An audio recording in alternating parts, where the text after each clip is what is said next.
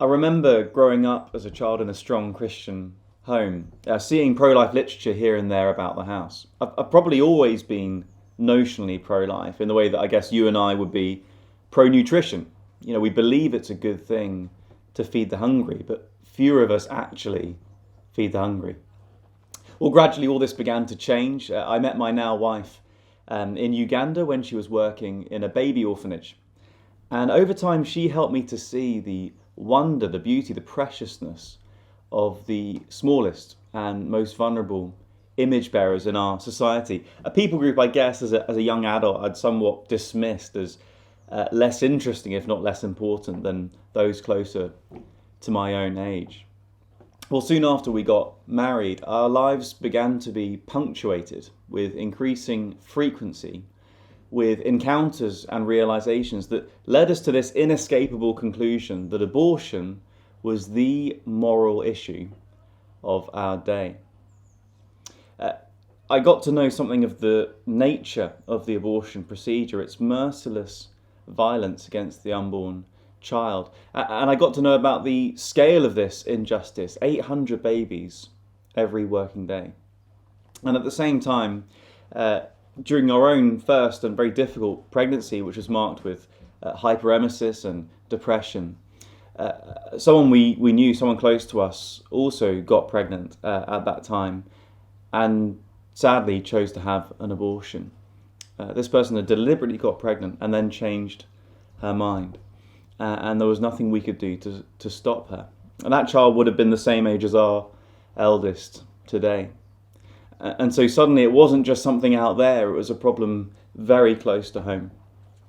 A friend of mine was on a parallel journey and he found himself in Ireland at the very beginning of the repeal campaign. And he found himself drawn into pro-life activism on the streets. Well, when he came back to the UK, he told me that he was getting involved in something similar in London, and would I come and join in or come and see what it was all about? Well, to be totally honest with you, I went with quite some cynicism. I had all the stereotypes in my mind of the Hillsborough Baptist type, the sort of angry, shouty, redneck pro-lifers. And so, to be honest with you, I didn't go in high hopes. In fact, I half expected to have to haul them off the streets for being such an embarrassment and for being involved in something that just sounded to me fruitless, pointless, ineffective. But I went. And as soon as I arrived on the scene, I was instantly convinced of the strategy. And in fact, I joined in straight away. I became a part of the team. And what we were doing out there, we weren't protesting, we were educating. We were showing members of the public the reality of abortion. And we were asking people, what do you think about abortion? And every time we went out, we saw minds changed. And we've even seen lives saved, babies' lives saved, as a result of that kind of activism. Well, I joined the team and I volunteered on a weekly basis for 18 months. Eventually I went on to lead a team myself. And I remember one time standing out there on the streets, just observing the world go by. And it just didn't look the same anymore. It was as if scales had fallen from my eyes. And I was beginning to see how deep this rabbit hole went. 1/3 of the people walking past me would kill their own baby at least once in their lifetime. And as if for the first time, I was beginning to really believe and understand something of the fact that we, the human race, really are rebellious against our Creator. And it was almost like becoming a Christian all over again in terms of the gravity of this realization that was dawning on me. Well, over time it became clear to us that what the Lord was asking of us was not just our spare time, but in fact He wanted us to go full time. And as we began to pray into this and sift this and distill the calling, we began to pray very specifically for guidance. And I remember one evening my wife prayed that the Lord would show us in a very specific way what His will was for us in this whole area. And then the next morning, some amazing things happened in response to that prayer. Now, if you remember, 1967 is the year of the Abortion Act. And the group I'd been volunteering with had the number 67 in its name.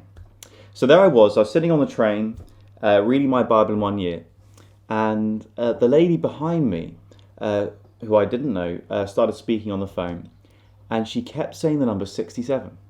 Didn't say any other numbers, but she kept saying the number 67. So I'm thinking, what's going on here? We've just been praying for guidance, and she keeps saying the number 67. And then the guy next to me, nothing to do with this lady, but the guy next to me gets on his phone, and the first thing he says is, why isn't Dave doing that? So now I'm thinking, wow, okay, how many times do you have to pray for guidance and receive it before you start taking it seriously? And then I read in my Bible in 1 year commentary for that day, it's not wrong to fundraise. And this was a big hold up for us because we had to fundraise, or we had to pray in the entire salary for this work. There was no budget to go full time. And that was something of an obstacle for us. So anyway, I was on my way actually to a training event for pro-life advocates. And so I shared with the folks there about what I just experienced. And I said to one of them, so, I think we've really got to pray about this. And this lady said to me, pray about what? Confirmation of the confirmation? But anyway, we did. We prayed for confirmation of the confirmation, if you like.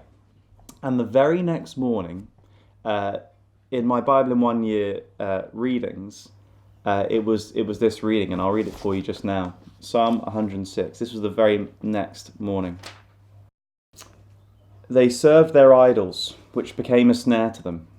They sacrificed their sons and daughters to the demons. They poured out innocent blood, the blood of their sons and daughters, whom they sacrificed to the idols of Canaan. And the land was polluted with their blood. Thus they became unclean by their acts, and played the whore in their deeds. Then the anger of the Lord was kindled against his people, and he abhorred his inheritance. Perhaps that was confirmation of the confirmation. A couple of weeks later, we prayed again very directly for guidance. And yet again, the next day, the reading was about child sacrifice. Soon after that, I went to a training weekend for pro-life advocates. And I only just about got there, so fierce with the spiritual attack. But there I shared my intention to go full time. And then the very next day, it happened again. The reading in the Bible in 1 year was from Jeremiah 5, and I'll read this to you. They do not know any bounds in deeds of evil. They judge not with justice the cause of the fatherless to make it prosper. And they do not defend the rights of the needy. And these scriptures are coming in thick and fast as we're trying to discern the calling.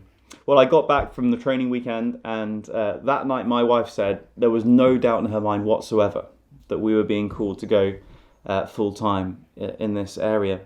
And then the very next morning it happened again. Here's the reading for the day. Proverbs 24 verses 11 and 12. Rescue those who are being taken away to death. Hold back those who are stumbling to the slaughter. If you say, behold, we did not know this, does not he who weighs the heart perceive it? Does not he who keeps watch over your soul know it? And will he not repay each man according to his work? My prayer diary entry for that day has just one word under that reading: undeniable. God had just made it abundantly clear.